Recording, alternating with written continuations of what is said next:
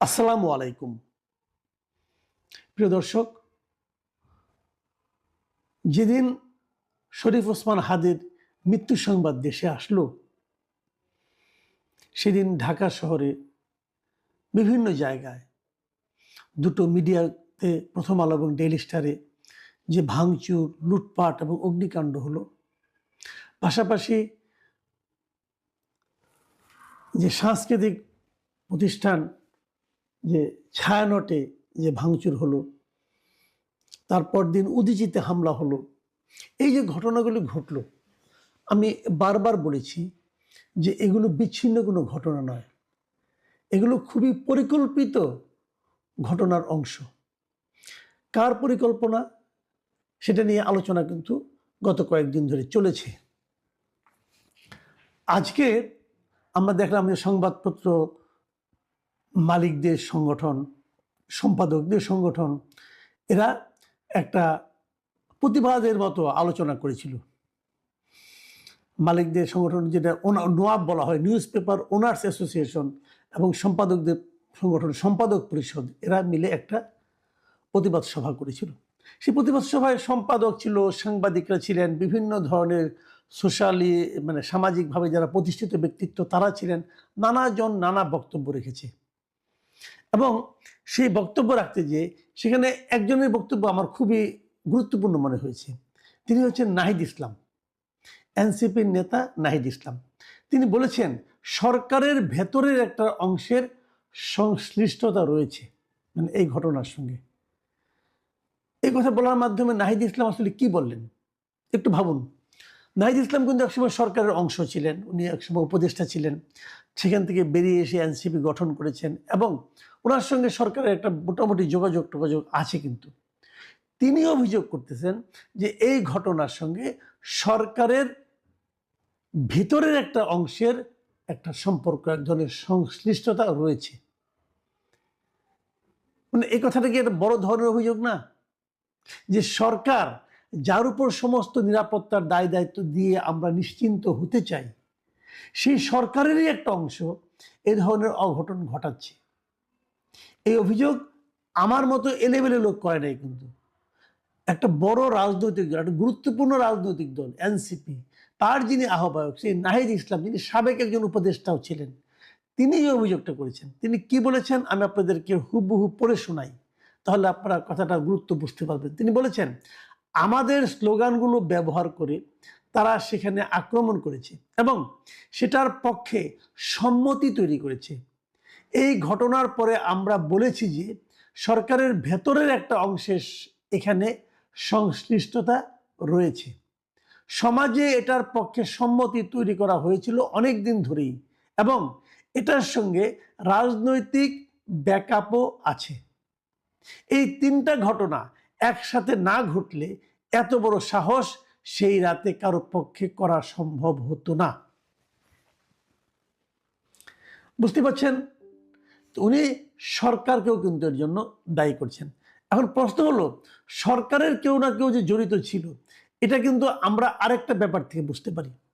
আপনি দেখবেন এর মধ্যে আমি দেখলাম, কালকেই তো দেখলাম যে নুরুল কবির, নিউজের সম্পাদক এবং এই সম্পাদক পরিষদের একজন গুরুত্বপূর্ণ ব্যক্তি, এই নুরুল কবির দুদিন আগে একটা বেসরকারি টেলিভিশনে একটা ইন্টারভিউ দিয়েছেন এবং সেখানে উনি বলেছেন যে গত ১.৫ বছরে উনি যত উপদেষ্টাকে ফোন করেছেন, ওই যেদিন ভাঙচুরটা হচ্ছে, অগ্নিসংযোগ হচ্ছে, সেদিন এক রাতেই এক ঘন্টার মধ্যেই তিনি তারও চেয়ে বেশি উপদেষ্টাকে ফোন করেছেন এবং উনি প্রধান উপদেষ্টাকে যোগাযোগ করেছেন, তার সঙ্গে যোগাযোগ করেছেন। কি কারণে করেছেন যোগাযোগ?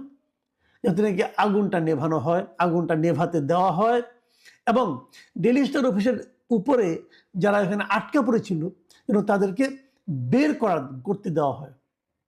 যারা আগুন জ্বালিয়েছিল তারা কিন্তু তাদেরকে বের করার ক্ষেত্রে বরং তাদেরকে পুড়ে মারা যাক এ ধরনের তাদের একটা টেন্ডেন্সি ছিল।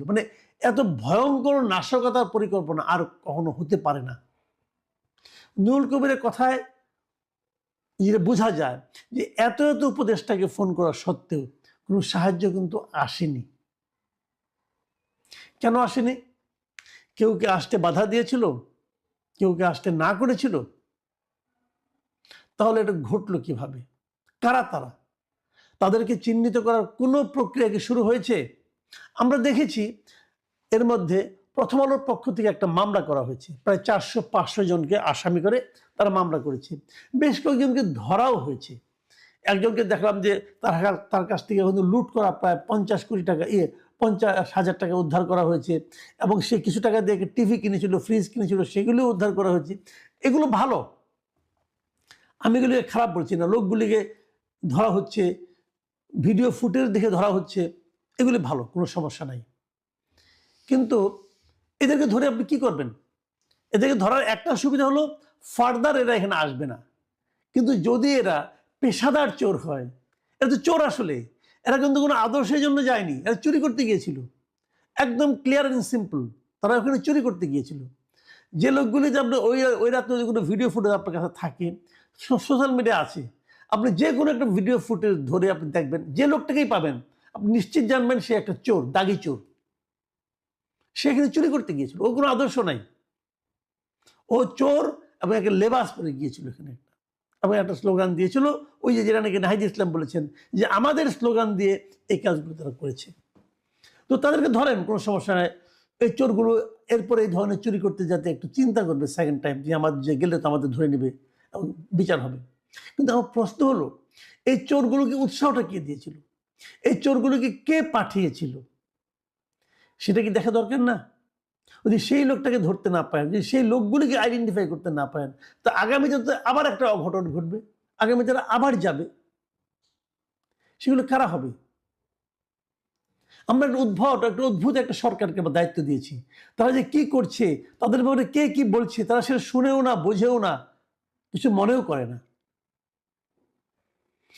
আর একটা কথা বলি, যে কথাটা একটু গুরুত্বপূর্ণ। সে কথাটা হলো, আমরা জানতে পেরেছি, শুনেছি আর কি, যতটুকু জেনেছি, যে আজকালকের মধ্যে, মানে কাল পরশুর মধ্যেই সম্ভবত আরেকজন উপদেষ্টা নিয়োগ করা হচ্ছে, এরকম শুনেছি, বাজারে শোনা যাচ্ছে। সেই উপদেষ্টা কি হবেন, তাকে কোন পোর্টফোলিও দেওয়া হবে, এবং এটাও শোনা যাচ্ছে সম্ভবত তাকে স্বরাষ্ট্র মন্ত্রণালয়ের দায়িত্ব দেওয়া হবে। তাহলে কি, হ্যাঁ, আমাদের বর্তমানে স্বরাষ্ট্র মন্ত্রণালয়ে যিনি দায়িত্ব উপদেষ্টা আছেন, লেফটেন্যান্ট জেনারেল জাহাঙ্গীর আলম চৌধুরী, উনি ব্যর্থ, এতে কোনো সন্দেহ নাই, এতে কোনো সন্দেহ নাই, উনি চূড়ান্তভাবে ব্যর্থ হয়েছেন। কিছু বললে পেঁয়াজ আলুর দাম টাম নিয়ে আলোচনা করেন, সন্ত্রাসের কথা জিজ্ঞাসা করলেন, এবং হাস্যকর সমস্ত মন্তব্য উনি করেন, করে মানুষের কাছে হাসির পাত্র ইতিমধ্যে উনি হয়ে গেছেন। কাজে এখানে পরিবর্তন তো অবশ্যই প্রয়োজন ছিল, কিন্তু কাকে আনা হচ্ছে? এখন যদি কেউ বলে যে এই বিশেষ লোকটাকে এই দায়িত্বে আনার জন্যই এত কিছু ঘটানো হলো, এটা মারাত্মক একটা অভিযোগ হবে। কিন্তু এই অভিযোগটা আমি বলতে চাই না, কিন্তু আমি তো কারো কারোর কাছ থেকে শুনেছি এই ধরনের। হতে পারে এই কারণেও বলা হতে পারে জাহাঙ্গীর সাহেবকে, ভাই আপনি তাহলে আলু পটলের দাম নিয়ে থাকেন, উনি পারবেন। এখন উনি যে পারবেন সেটা কে বুঝলো? সেটা কি বিদেশ থেকে কেউ বুঝিয়েছে? মূল আশঙ্কার জায়গাটা হলো এখানেই, মূল আশঙ্কার জায়গাটা এখানেই। বিদেশ থেকে কে বোঝালো? বিদেশ থেকে কারা বোঝায়? বিদেশ থেকে কারা দাবি করে? এই ঘটনায়, এই পত্রিকা এবং মিডিয়াতে এই যে আক্রমণ, বিদেশ থেকে কাদের বেশি উৎসাহ ছিল? কারা বলেছে, কারা ঘা করেছে এবং কারা মলম দিয়েছে? আমি কিন্তু আরে ঠারেই বললাম, কারণ আপনারা বুঝে নিন, আপনারা সব বুঝেন, সব জানেন, খালি বলতে পারেন না। আমি একটু জাস্ট আওয়াজ দেওয়ার চেষ্টা করলাম। এবং তারপর কি হবে, এই আশঙ্কাটা নিয়ে আজকে শেষ করছি। প্রিয় দর্শক, এখন এ পর্যন্তই। আল্লাহ হাফেজ।